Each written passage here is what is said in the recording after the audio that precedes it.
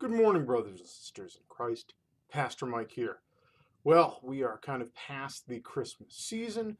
We are now almost at Epiphany. Today is the 12th day of Christmas. So if you're singing the song, this is the longest version today. Yes, also referred to as Twelfth Night, if you are also a Shakespeare fan. But yes, Epiphany is almost on us.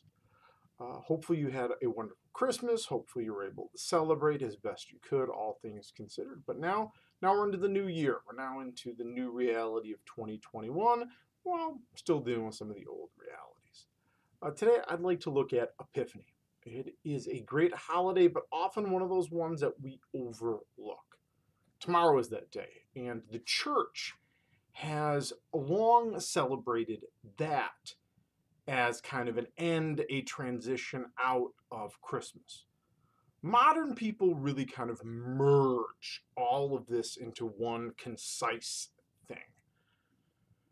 Because the story of Epiphany is the story of the Magi, the three wise men, gold, frankincense, and myrrh. And we've really gotten into the habit of just dumping them in the crush with everybody else at the get-go. While if you were going to kind of do your crash, your nativity scene piece by piece, you'd start off with, probably just Mary and Joseph there. Then maybe some shepherds, baby Jesus, probably before the shepherds actually. And then, like the 12th night, you'd probably drop off the Magi. Nobody likes doing that because most people just set it all out. But this is really about this piece of the Christmas story, this revelation, this epiphany. Uh, this theophany to the Gentiles. Now, in many ways, it was clear to the Jewish people at that time, with all of the prophecies, with the angels appearing, all those other sorts of things, Gabriel telling his story, that this was the Messiah, the King of the Jews. But really, the Epiphany story does this amazing piece, and it makes it larger. It cracks open the reality of Jesus coming to those that are not of the Jewish faith or Jewish background. Because these magi, we assume three. That's always one of those things we assume. Tradition tells us that they were Gaspar, Melchior, and Balthazar. These three wise men bringing the gifts of gold, frankincense, and myrrh. They're often depicted as individuals of kind of three larger ethnic backgrounds, European, African, and then Eastern in many ways. Like dark skin, middle skin, and light skin. To really cover that this group of magi encompassed all of the non-Jewish realities and were showing up to pay homage and recognize that this one had larger implications than just for the Jewish people. That's really what Epiphany is about. This opening up, the broadness of God's love.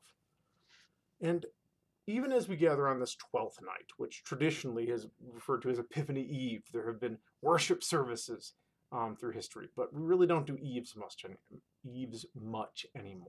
Basically just Christmas Eve.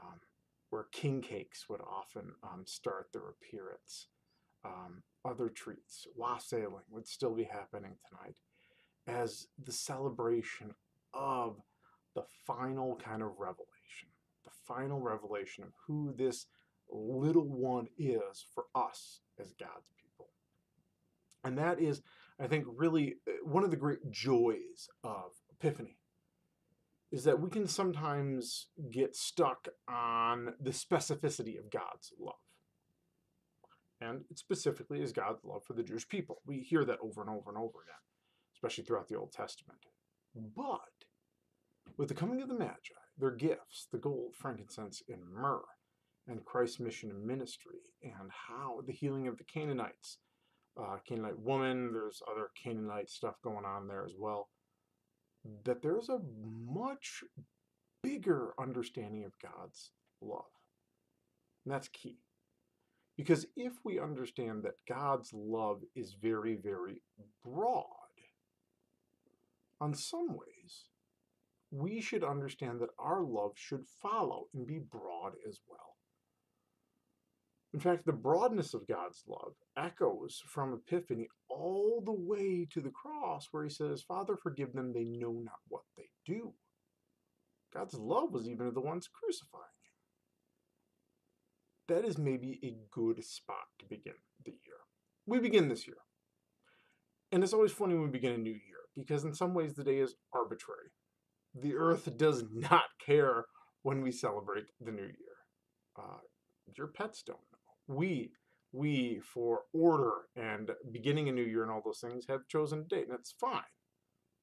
But it is not a magic switch that changes everything that had happened on, December 30th. And then, we get the 31st, and then the new year. It's not like, oh, December 30th never happened. No, it still has ramifications.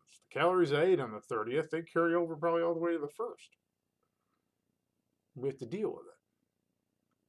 And even as we begin this year, there might be some of those pieces of 2020 hanging on.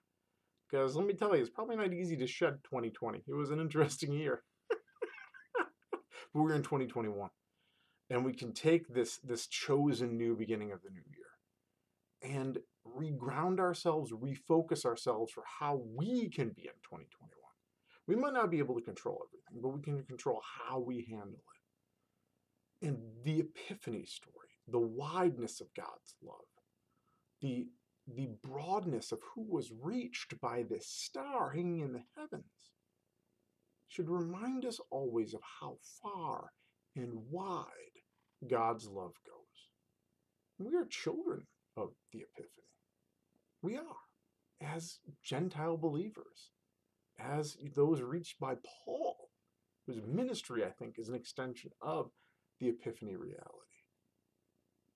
We should know how wide God's love is and rejoice in that. And know the specificity of God's love for me can echo into the universal for everyone through our actions, through our deeds as individuals, as a church, as all of these things.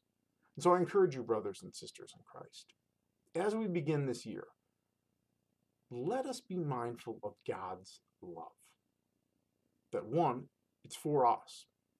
And two, through us, it's for the entire world.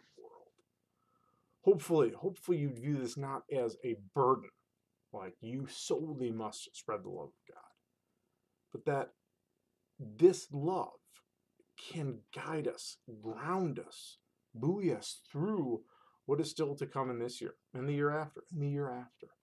Just as the love of God has done so for centuries. It's the love of God that called people to settle here in this place in Yorkville and to plant Emmanuel over 150 years ago. And it's sustained and grounded and guided, because it wouldn't have lasted so long if it wasn't for God's love. So brothers and sisters, blessings on this new year, blessings on this Epiphany.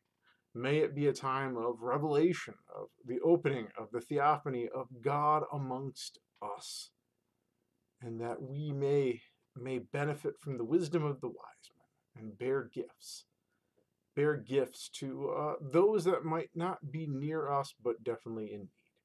But above all, may the echoing of God's love that is echoed through the wise men, through Paul, through Luther, through so many, continue to echo into us and out into the world. Above all, blessings, brothers and sisters in Christ. Stay warm. Hopefully you can enjoy the snow on some level and get a wonderful measure of peace.